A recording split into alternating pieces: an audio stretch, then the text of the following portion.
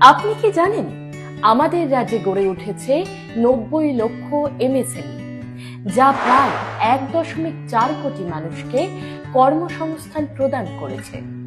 তাছাড়াও মহিলা এমএসএমই উদ্যোক্তাদের সংখ্যায় দেশের মধ্যে শীর্ষে বাংলা, যার মধ্যে প্রায় 44 লক্ষ মহিলা এমএসএমইতে কর্মরত। কিন্তু স্বপ্নের বাস্তবায়ন সবসময় সহজ হয় না। এমএসএমইর উদ্যোক্তারা সীমিত সম্পদ, উপযুক্ত যোগাযোগ ও মূলধন সংক্রান্ত সমস্যার সম্মুখীন হয়েছেন। মাননীয় মুখ্যমন্ত্রী মমতা বন্দ্যোপাধ্যায়ের সুদক্ষ নেতৃত্বে এগিয়ে চলেছে পশ্চিমবঙ্গ সরকার। সরকারের নতুন উদ্যোগে শিল্পের সমাধান শিবিরের মাধ্যমে সাহায্য এখন হাতের নাগালে।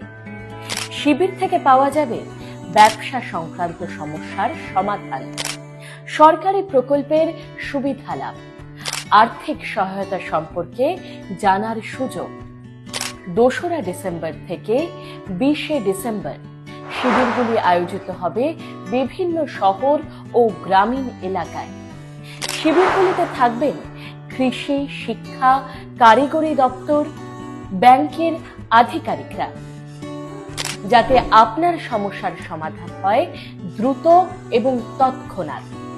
এমএসএমই সেক্টরে সমৃদ্ধির জন্য মা মাটি মানুষের সরকার প্রতিশ্রুতিবদ্ধ।